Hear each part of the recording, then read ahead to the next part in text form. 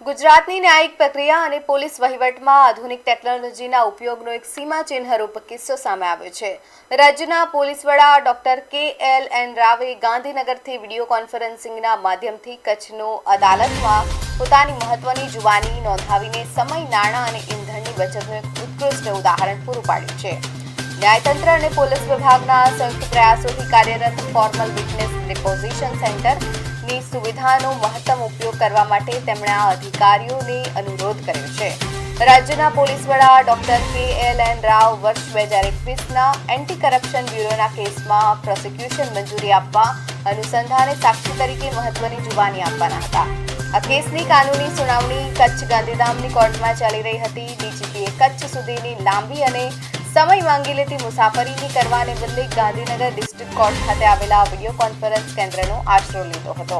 તેમણે ગાંધીનગરથી જ ઓનલાઈન માધ્યમ દ્વારા કચ્છની કોર્ટમાં હાજર થઈને ગણતરીના સમયમાં પોતાની જુબાની સફળતાપૂર્વક પૂર્ણ કરી હતી।